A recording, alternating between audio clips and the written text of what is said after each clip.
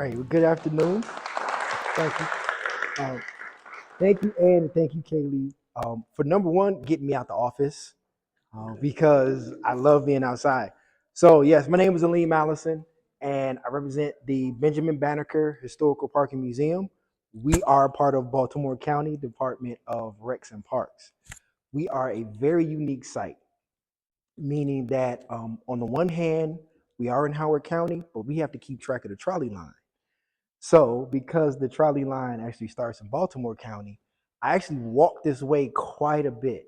So, being here right now is it's amazing to me because I'm discovering things for myself almost every day. And so, I'm calling this Benjamin Banneker, A Polymath's Journey. Apologize you can't see it. I'm definitely going to make sure the slides get sent out.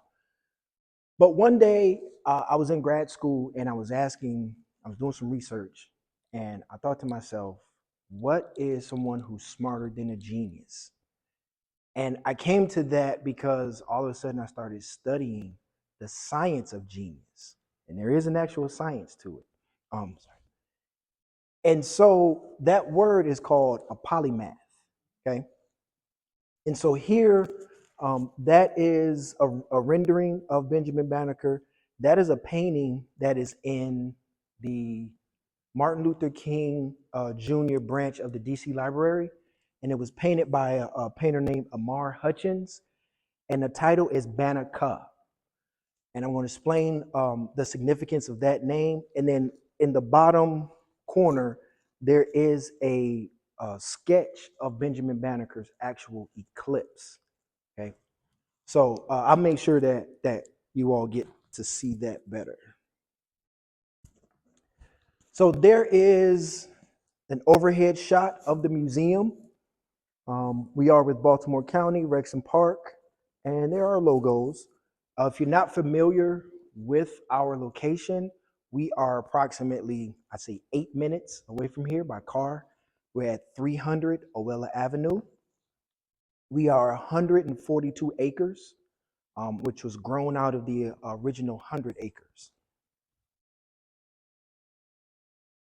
That's our staff.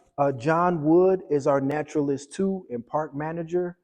Um, I myself, I'm the museum manager, so we work perfect. Him being an outside person, me being an inside person. So we actually feed off of each other. And that definitely helps our museum. We have Jamie and Sam, who are our education activity coordinators and the assistant. Ms. Rhonda, if you come over to the museum, she's probably one of the first people you will greet. Absolutely fabulous. She is just a great person to just be around. And then we have Taj and William, who are our docents. So that's me. I'm originally from Detroit, Michigan.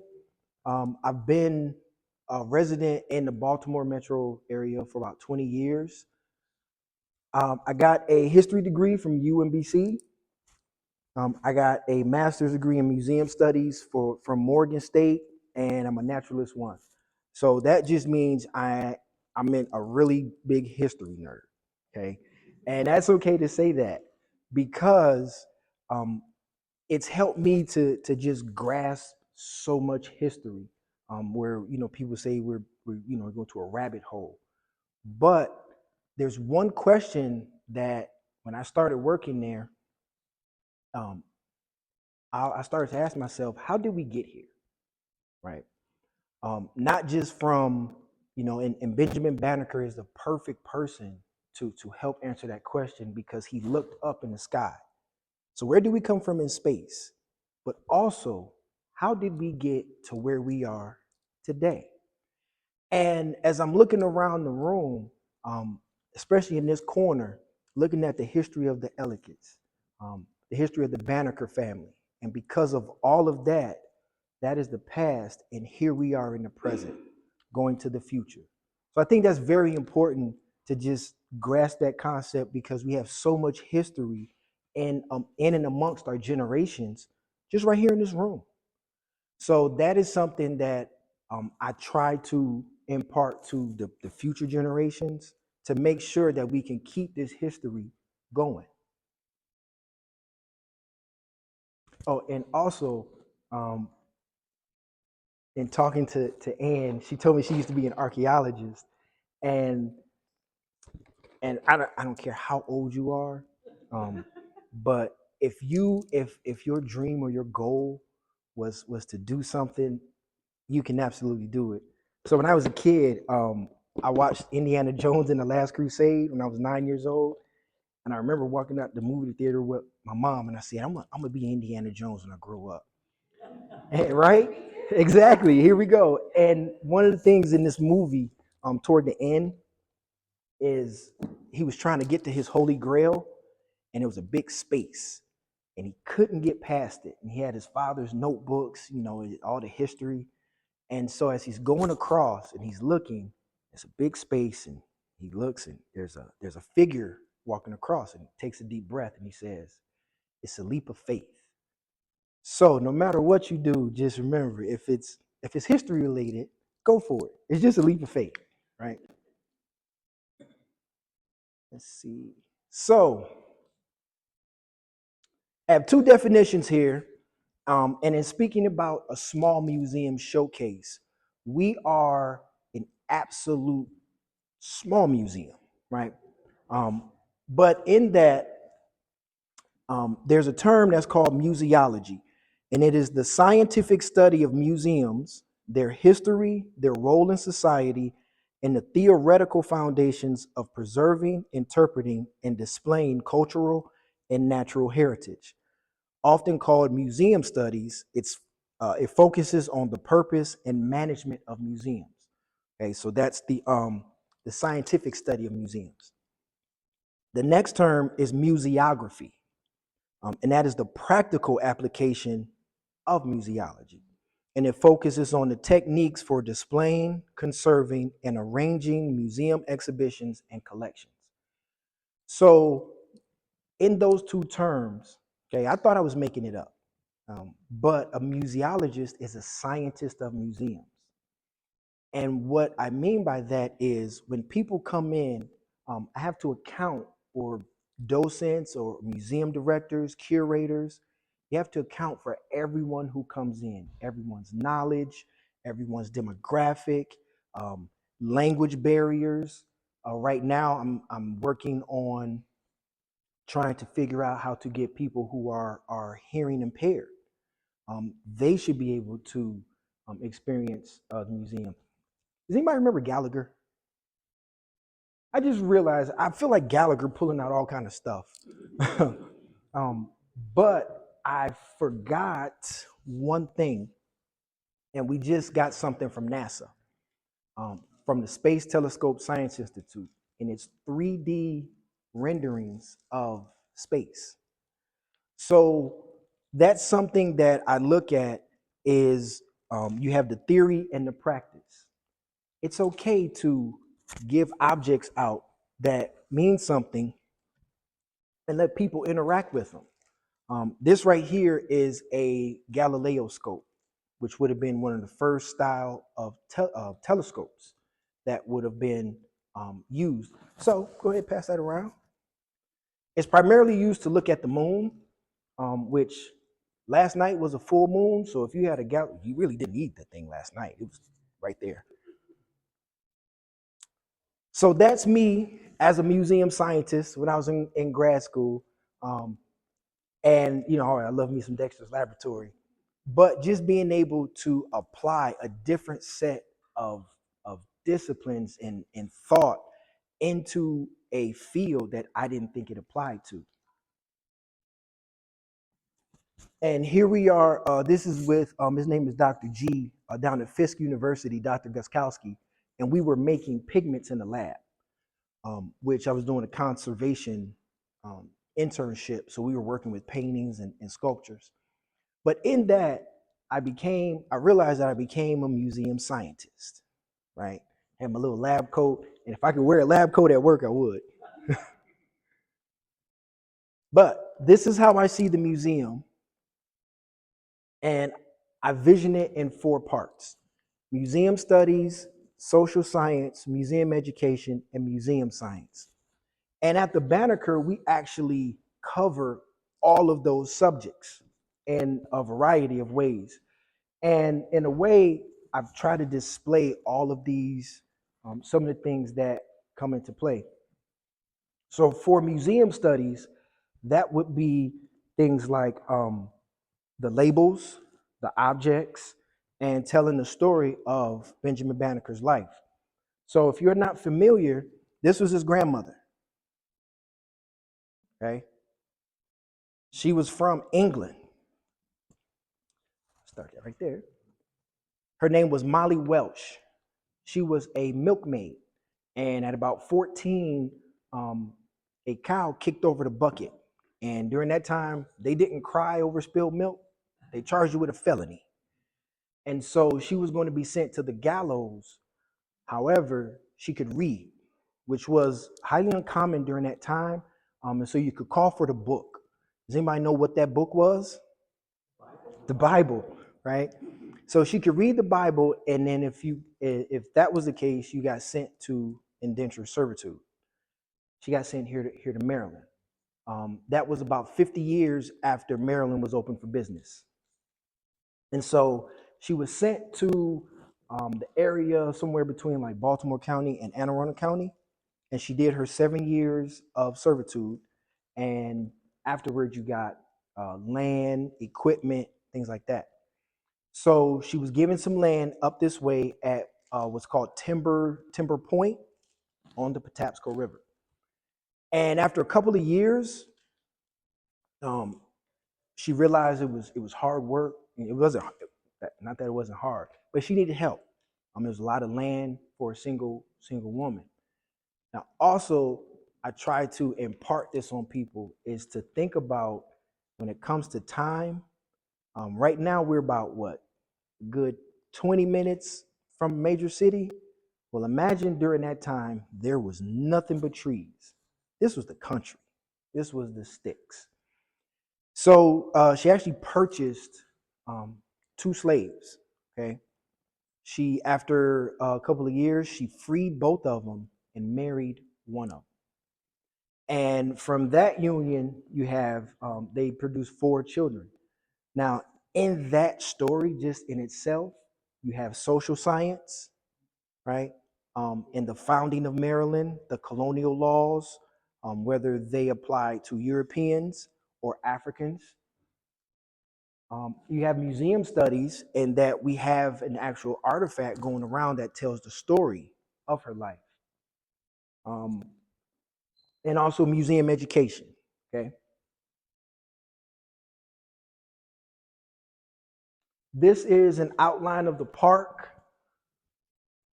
That is the total area.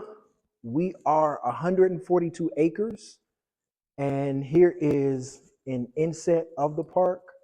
We do have trails that go, like the trolley line comes out here. We have the blue, the red. You could be walking out there for a couple hours, right? But I really love it because I try to encourage everyone, especially in 2026, to get out to nature, right? Someone jokingly said that when you go out to nature, the trees talk about you. So I go out to the park and kind of high five the trees to make sure they say nice things about me.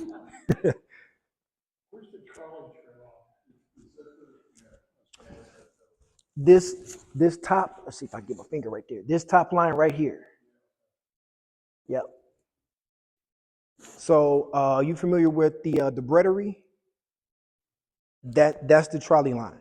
So from that point, when you walk in there, you'll come to the yellow entrance, which is right here. That's a relatively easy trail. Then that leads to the red, but then you have another red entrance right here. That can take you out to the outer reaches of the park. And so you have 2 red trail entrances. Let's see, we're gonna show the video. But this is a book by Silvio Bedini. It's called The Life of Benjamin Banneker. And he was a biographer and a historian of clocks. And so he wrote this book in the 1970s. And it's pretty much one of the most thorough um, biographies of Benjamin Banneker's life. So as you can see, I keep tabbing it up because there's just so many points.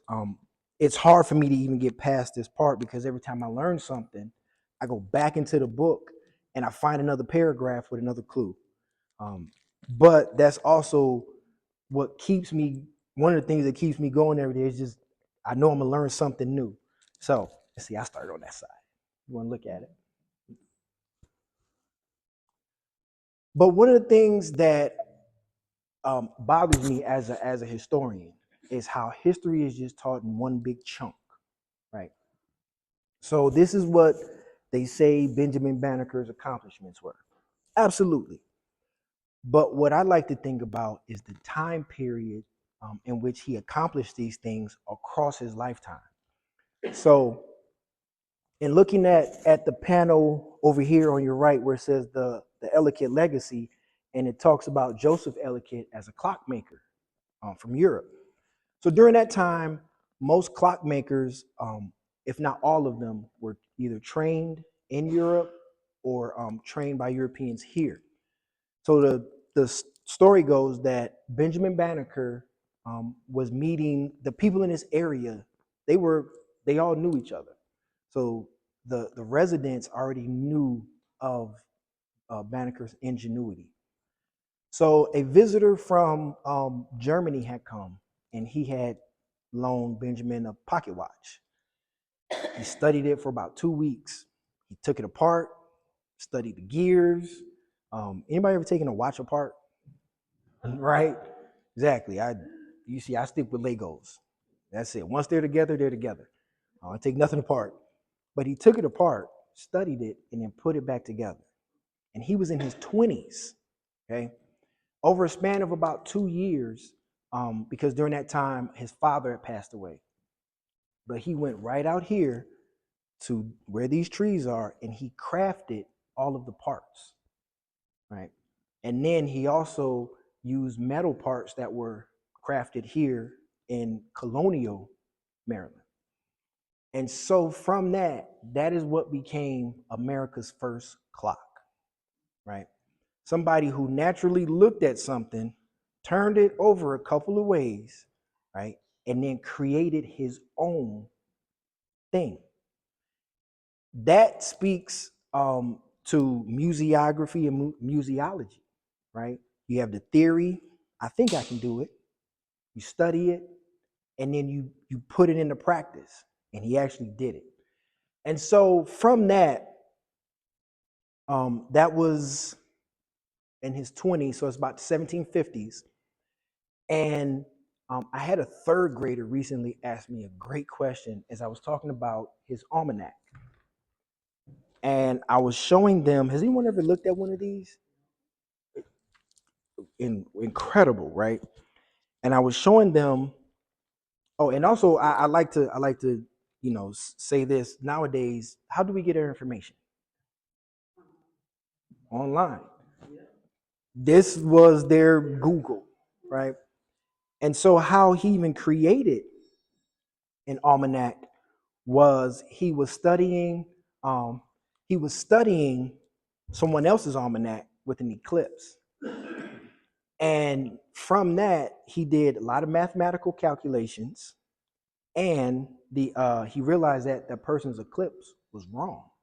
So he corrected it, and then when he sent it to Major Andrew Ellicott, he realized his calculations was wrong. He calculated the wrong day. So he corrected it, sent it back to him, and his eclipse was correct. So one of the students, she asked me, she said, well, how do you tell time if there are no clocks, if there are no numbers on the clock? I went, ooh, that's a great question. Because in this almanac, there are times. So how did they tell time 250 years ago? Well, they had to measure the constellations, right? And so that's what some of what I have here. So we already saw the Galileo scope, which is similar to I think I saw a telescope out front, and we also have one of Major Andrew Elliott's telescopes in our gallery. So it looks similar to that, very similar function. But also we have I have what's called a sunspotter. Okay, haven't mastered how to use it yet. Working on it. But then I'm asking myself, well, how did he do all this math? Well, thankfully, somebody found this program for me. It's called Exploring the Sky, and it's all kind of calculations that we can use in the modern day to figure out how to create our own almanac. So again, we have the past, the present, and one of the things that I like showing for our astronomy club is I have an app on my phone. It's called Ephemeris, and it's a digital version that will show you the sun and moon calendar. And one of the really cool things is you can manipulate it and you can scroll all the way back to the 1700s to see the actual places of the sun and the moon when Benjamin Banneker was alive. So to be able to look at that past, do some homework in the present, and also use digital technology really shows how time transcends. And that's one of our missions as a small museum is we have a big story. Okay. We're not, and this is no shade to the big houses like the Smithsonian, but they have a big mission and they have big artifacts. We have a little mission with big artifacts. We're trying to catch up, right? But that's where I feel like we can move a little faster because we have the actual artifacts. We can put them into play. We can put them into action, not just for the kids for our programming, but for you all. When you all come to astronomy club on the last Saturday of every month, right? Right? Okay. So let's see where else we have. He was an author. He penned a letter to Thomas Jefferson, who was Secretary of State at the time. And does anyone know who our current Secretary of State is? Marco Rubio. Does anyone know who is in charge of? Does anyone know where the Declaration of Independence is?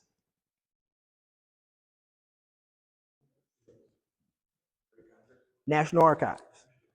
Does anyone know who's in charge of the National Archives? Marco Rubio, Secretary of State. So what would prompt you all to write a letter to the Secretary of State? Well, at that time, Thomas Jefferson had wrote one book. It's called Notes on the State of Virginia, and I left it at home. But in that book, at about, I want to say page 231, so it's way down there. And he has about 20 pages of what his version of the study of Africans and African Americans were in his vision, right? Benjamin Banneker read those words and went, no, sir. That is why he penned that letter to Thomas Jefferson. And that is also why he included a copy of his almanac with that letter, just to prove to him that what you're saying in this book, according to your study, is so far from the reality of humanity. Okay. And because he wrote that letter, he was known to Thomas Jefferson. And then during that time, that was 17, see, when did they start the survey? In the 1790s. Okay, so we're past 1776. Colony has transitioned into being a country. And there's some federal territory, which we now know as Washington, D.C. So they needed to be outlined. Major Andrew Ellicott was the chief surveyor contracted from President George Washington. So he said, I need some help. He called his son George. George was busy on another job, but him and Benjamin had been sharing astronomy knowledge for some time, right? Pretty much when the Ellicotts moved down here. And so, also, let's think about that for a second. Imagine this is quiet, woods. You're used to the noise, and then all of a sudden, you start hearing a whole lot of banging coming out of nowhere. You want to come down and check it out. So that is what brought Benjamin down to this area as Ellicott City was being established. So from that, um, Benjamin and George Ellicott became really good friends in books. So when it was time for the survey, Major Ellicott called his son. He was busy. He said, "Call Ben." Who? Guy up the street. Trust me, he's great. So that is one of the first times that Benjamin Banneker actually left this area. Why would he leave? Didn't really have a reason to. So that is what got him down on the survey team in Washington, D.C. If you have not been there, if the bridge between Maryland and Virginia, the Woodrow Wilson Bridge, there's a park underneath. The number one guide stone is still there. That guide stone was placed because Benjamin Banneker read the stars and he calculated where the guide stones would be to lay out Washington, D.C. Those that knowledge um, being passed down, especially for somebody whose grandmother was an indentured servant, who purchased his grandfather, who was kidnapped from Africa, whose father was kidnapped from Africa, right? Whose education was limited pretty much to about the third grade. And he was still able to A, figure out a clock, A, figure out the stars, and B, figure out how to outline today the city that has incredibly bad traffic.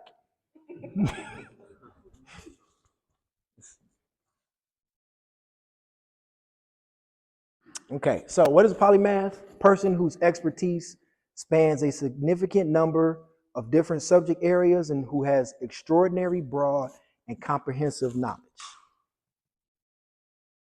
That is a picture of the book from Molly Welsh.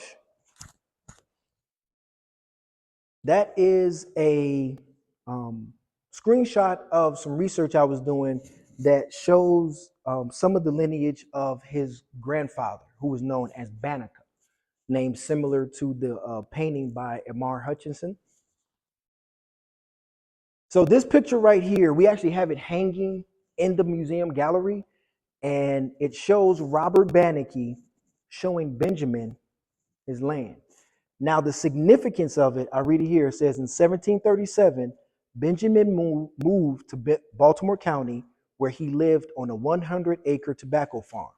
He learned to read the Bible, but he preferred arithmetic. He did attend an integrated school part-time as a teenager and read borrowed textbooks. Now, the significance of this painting is that you see Robert showing Benjamin his land. So Benjamin was born in 1731 in Elkridge Landing. And his grandmother, Molly, was again living closer to this side of the Patapsco. And so when their daughter, Mary, married Robert, who was also formerly enslaved, and when you come look at the family lineage board, it looks a little confusing because he did not have a last name when he converted to Christianity, and that's what got him free. So when he met the Banneker family, he took their last name. But he knew that he had to secure the freedom for his whole family. And so he put Benjamin's name on the land deed at 6 years old. That is why Benjamin was not allowed, but he was able to be a free thinker. Okay, his family ensured that what was going on in society was not pertinent to their family. However, they did understand the gravity of it, them being formerly enslaved. So jokingly, often tell people when they come in, this is like when Mufasa showed Simba. All the land you see is yours. And today, we get to enjoy all of that land in freedom. Here's a picture of Molly Welsh reading Benjamin his books. Let's see. I'm not going to go too much further. So here we have a rendering of the clock. Does anybody know what happened to the clock?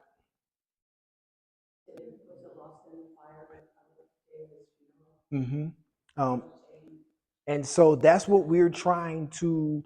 Some research, of course, we're 200 years past that. So some research says that was the tradition of the day, and then most people go, well, that was malicious. And I just want to take a side note. If you all have not heard, Mount Gilboa caught on fire the other day. I drove by it. It didn't look like a total loss. I don't know. But it was just, that one hurt, because also where my research was headed to was I'm trying to look for where he was buried. And so I was planning on going in there to see if I can get some records or some information. But we're just gonna hope that everything gets back to what it needs to be. So here we're moving into when the Ellicotts moved down in 1771. And if you have not seen, that's an original painting of the Ilchester Mill. And there's just some information on when he started to move into astronomy. And you see in 1789, right, he predicted an eclipse. He corrected an eclipse and then predicted one. Let's see. And this is the original layout. Let's see. This is the original layout of Washington, of the federal territory. What we see today is pretty much like this part right here, right? That is because, so this would be Alexandria and Mount Vernon would be right here. So the number one guide stone is down here, and this is the Woodrow Wilson Bridge. Part of the reason we don't see DC like this anymore is because in 1846, Alexandria wanted their land back, right? Which I want to say last week, and one of the legislators in DC actually proposed getting the original land of DC back. I'm sorry. It just makes you laugh. But that's history because we're looking at the past and we're scratching our head going, how is that possible? But what made that, what can that do to the future, right? Mhm. Ben helped lay out the four corners? No, so if you look at this map right here, come on this side, sorry. So if you look at this map right here, you have all of these little markers. These are the guide stones. Okay, they're, let's say, stones about this big, maybe higher. If you're going in front of Owella, in front of the museum, you'll see a gray marker. If you blink and you'll miss it. That would be a guide stone. So I think that's one of the original guide stones, or either they put it down or the Truith family when they got the land. Yes. Did you say guide, G-U-Y? Guide. Guide. Oh, guide. Yes. Guide stone. I'm sorry. And some of these are still present. They're in neighborhoods and people's backyards. Some of them are covered because they are historical markers. Okay. And that's the thing that as a museum nerd and a history nerd, I'm always looking for things to touch, right? I want to pick it up. And so, when you come up here and you check it out, please feel free to touch these things because that's where I feel like you really get a feel for history and you can put your fingertips on it. Okay. Not scrolling, okay, but actual get to touch it. So this is the Declaration of Independence, right? If you haven't, please go down to the National Archives and look at it and look at the Constitution, because those are living documents. They apply to each and every one of us, right? Because I often ask, again, how did we get here? I'm talking about the Supreme Court and their decisions, Congress and their decisions. How is it affecting us today? In what ways did it affect Benjamin Banneker, right? Um, and something that some people would call coincidences or things like that. But when you look at his grandmother being sent here and the circumstances for that, his grandfather being sent here in the circumstances, his father, how he had to exist in this country, right, as a family of free people during a time when before, remember, he was born before this document was even ratified. So what was the country like? What were the colonies like before this document actually came into being? How did we get here?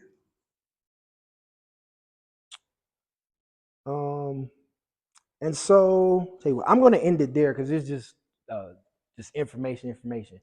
But let's see. If you have any questions, please feel free to ask. But we do have, so tell you about a little bit of what we do at the museum right now. This is our traveling trunk. Okay, we send these out to schools, homeschool groups. We're trying to build more of these so that we have a lesson book here. It's called Discover Banneker. This was put together by our education activity coordinator and assistant, Jamie and Sam. And so we just have lessons on things that you could do at home or your respective groups. We're trying to get it to where we can come to different places, present these lessons possibly, because one of the things that as a museologist, okay, I'm looking at museums and I look at who's coming and who's not coming, in what ways are people coming and what's hindering them from coming. And a lot of it is just interaction with the lessons, making them relevant. Here we have a couple brushes and we have some wool, right? People can actually play with. We have 9 pen.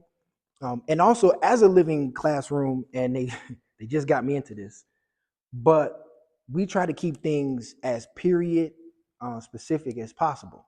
So for the first time in my life, I went out to Fort Frederick. Hey, it was amazing. And they got me fitted for my outfit and everything. Got my little, I'm ready, But just that interaction, just it pulls people in. John told me, he said, "You like a kid in the candy store?" Yeah, it was history, duh, you know. But I'm going to end it there. I don't want to take up too much of your time. Thank you for your attention. Thank you for having me. Thank you to Ann and Kaylee. Thank you. And so with that, please feel free to enjoy all the artifacts. I will make sure these slides get out because if not, I'll stop there. If not, I will literally keep talking. And I don't know about y'all, but I'm hungry. So thank you so much.